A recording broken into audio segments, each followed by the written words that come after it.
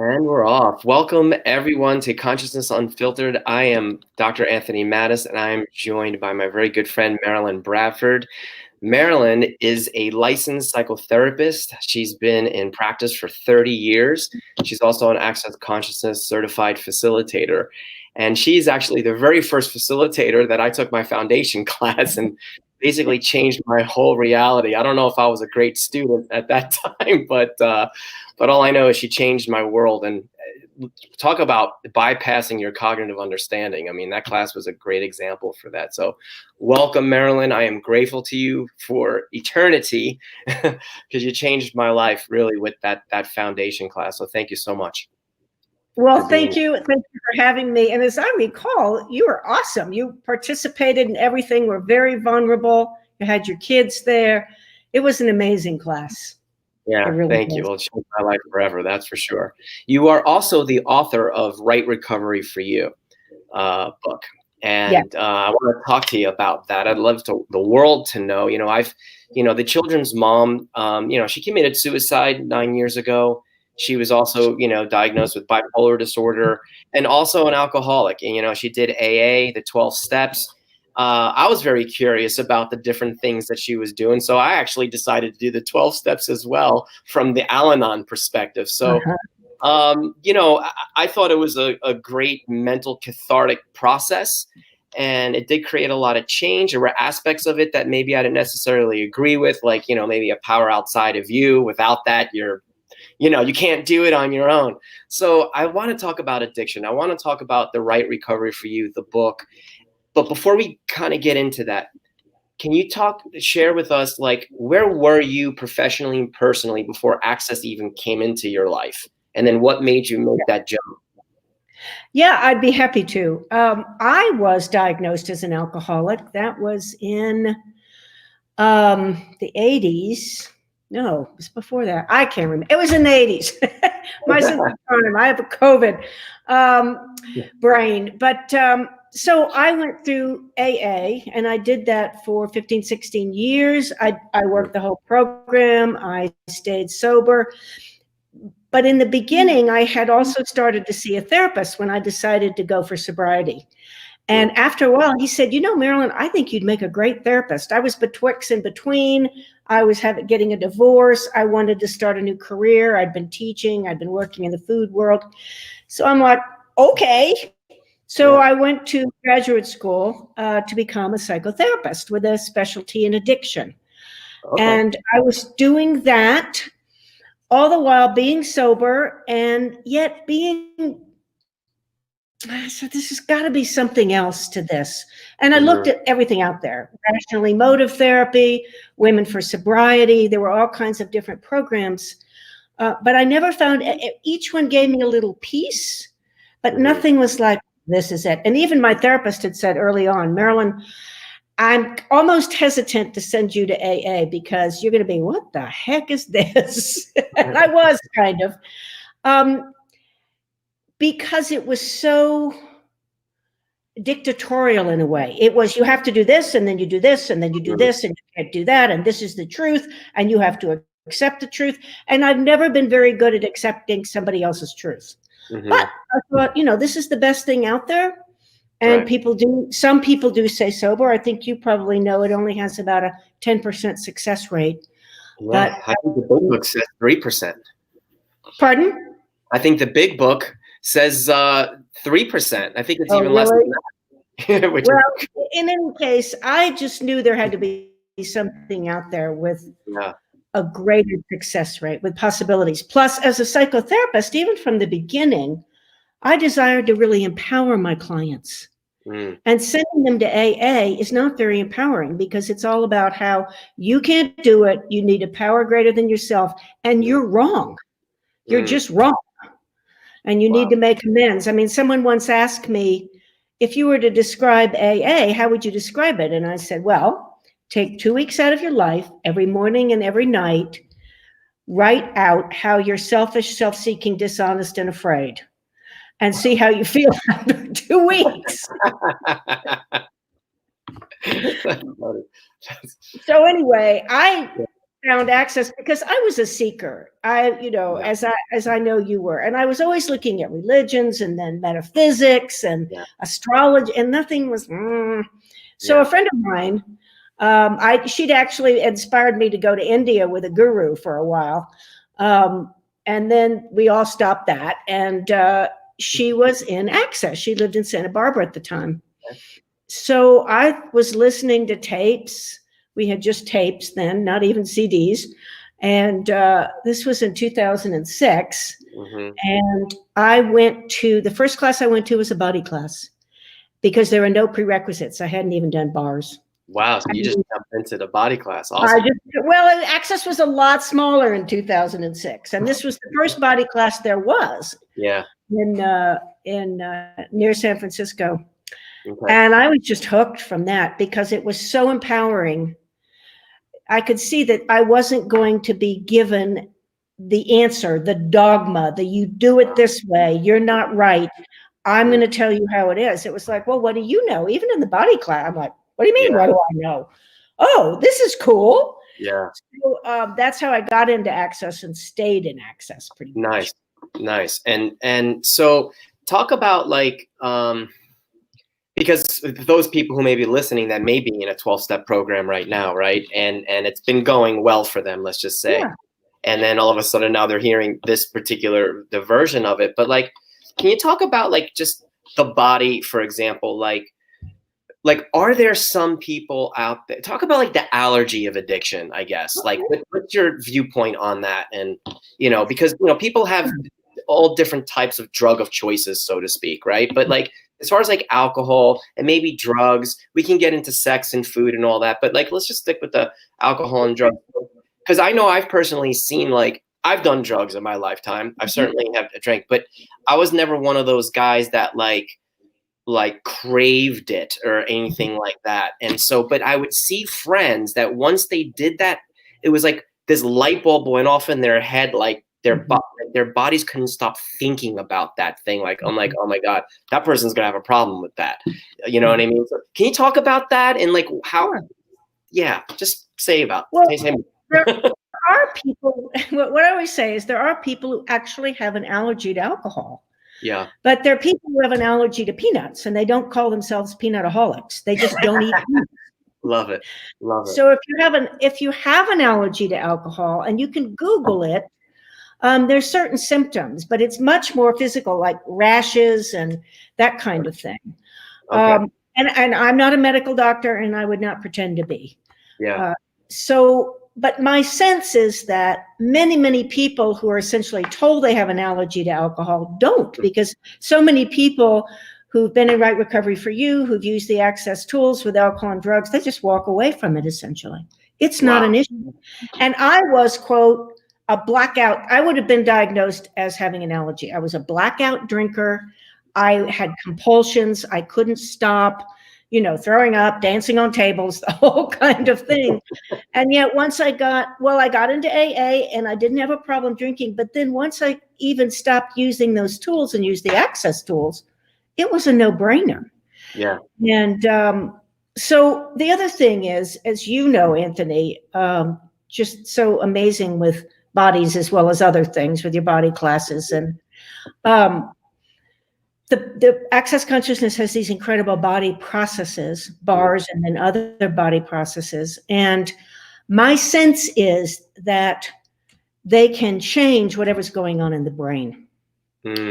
Now, I can't say that as a medical doctor, but I certainly know that I can drink now occasionally, and I don't have the cravings. And I don't ever drink to blackout or anything. My whole relationship with alcohol, physically, psychologically, everything else has changed as a result of using the Access tools and the Access body processes. Wow. So you're actually saying that the cravings maybe used to be there back in the day. And even though you did it with AA, it's no longer there anymore. It's you could actually have a drink and you're done. It's not your body's more. And the crazy mind, okay, I had a day where I only had 2 drinks. Now, how much can I have tomorrow? I mean, all that. Right. They call that the obsession, right? It's obsessing about the thing, right? Yeah, So absolutely. that's amazing. Yeah, that's huge. That's a huge statement. Like, I mean, it like rewrote your DNA almost, so to speak. Exactly. But, I had a sense of that even before Access, because when I got out of graduate school, I worked at a psychiatric hospital, and it was when multiple personality disorder was the thing. I was lucky enough to get into a study group with the psychiatrists at the hospital, and we were reading various studies that showed that trauma can rewrite the brain, that the use of antidepressants and talk therapy can actually rewrite the brain. So it's not just Access. It's known in the scientific communities that the brain can be basically rewritten. I don't know why that's a hard thing to say, but yeah, it can be. But the other thing that I really want to put in here, and it's not so much the physical, but the thing that I found is that addiction, and whether it's alcohol and drugs or sex or significance or whatever it is, essentially follows individuals whose beings have been and bodies have been denied, denigrated, made wrong. Wow. So that the pain of being so wrong is actually what, and not having the tools and the information to adequately cope with their awarenesses they're having about their families and the culture and what's going on in this reality. They're like, so they turn addiction, in my way of looking at it, is essentially when you leave yourself, anything that helps you to leave yourself, so that you don't have to be present with the pain of not knowing how to cope, and knowing that you've been judged rightly or wrongly, or even not on purpose, but you just have this incredible sense of wrongness. And one of the issues I've had with AA, and I don't tell people don't go, I mean, if it works for you, go, but is that it's all about you're wrong. And that to me is actually the primary addiction. The rest are secondary. And it's a huge cause of relapse, because people quit drinking, or they quit doing, multiple sexual partners, or they quit whatever it is. And the pain of being wrong without having that addressed, that judgment and the sense of wrongness, is so overwhelming, with no other ways to cope, that they go back to using. Wow. Yeah. Wow. So there's an element, it's like basically just different degrees of abuse that these people have had in one form or another. And it's sort of their way of checking out.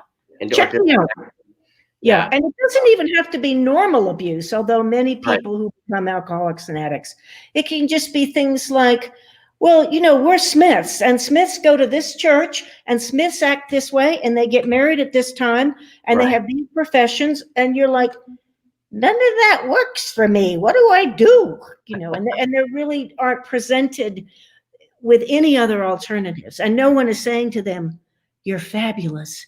Who would you like to be? What would you like to create as your life? So it's really that imposing cultures and just systems and things that people don't fit into. Yeah, we do live in a world of polarity, the rights and the wrongs, and the goods and the bads. And when you see the majority of the people choosing this particular religion or this particular way of doing things, and yet that doesn't really resonate with you, then that's when the self-judgment comes in. And we can be abusive to ourselves. Yes. Oh, it is. Yes, absolutely. Yeah, God knows. I think it's even, I don't know how they calculated this, but I heard somewhere that like supposedly people have at least 1,000 negative self-thoughts about themselves a day. Wow. See, I don't know that. That's years ago. But then one of the things that we learn in Access, though, which is interesting, and for those people who are totally new, this might be a little far out for you, but once I started wrapping my head around it and looking at it and using the tools, it really changed so much for me. But we say 99% of our thoughts, feelings, and emotions don't even belong to us. Yes. So how much of those 1,000 negative self-thoughts are even ours, or just our awareness of other people's thoughts, feelings, and emotions? Up to 8,000 miles away, Gary says, right? So that's like pretty cool.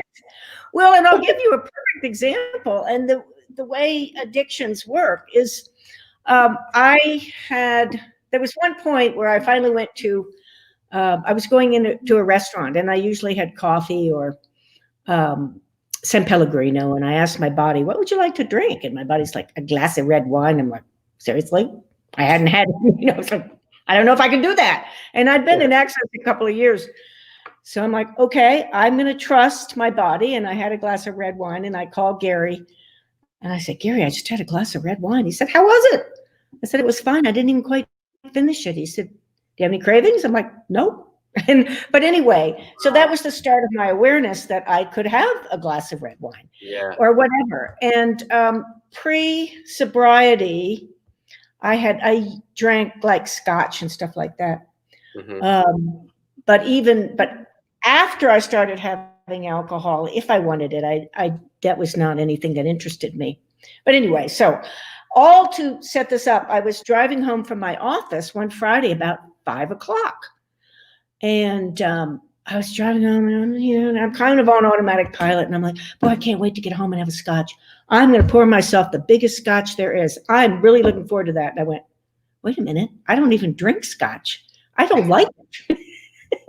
And it was just picking up everybody else 5 o'clock in the afternoon because I had the neuro pathways around alcohol that those are the thoughts and emotions that I'm actually more prone to be picking up.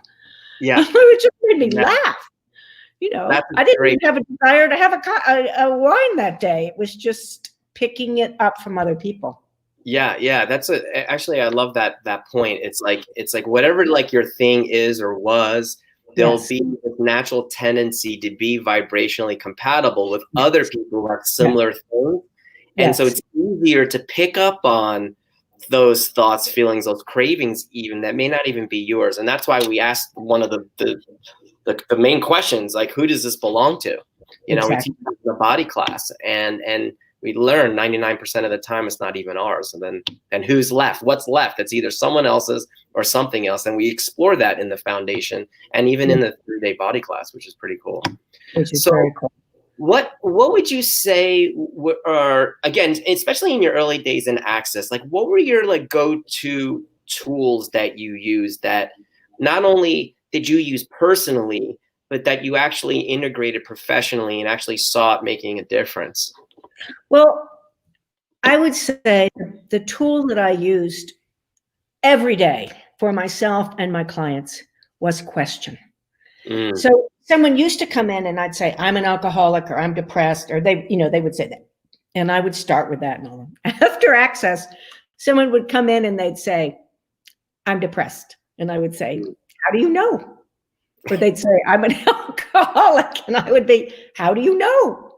Yeah. And they would be like, well, my doctor told me, or, well, because I have these symptoms. And I'm like, are they yours? And they're like, what do you mean, are they mine? I'm like, well, I'm just asking, is someone else around you have those symptoms? Or so I would always be questioning and having them explore their conclusions. And I did a lot of work around conclusions, judgments, experts. Who are you picking this up from? What do you actually, that's another one, like obviously it's a question, but just presenting the whole axis of what do you know to be true for you?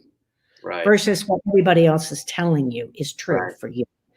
So I got them to begin exploring that and letting go of everything they've been told to define themselves and that they had this problem, and that made a huge difference, just huge.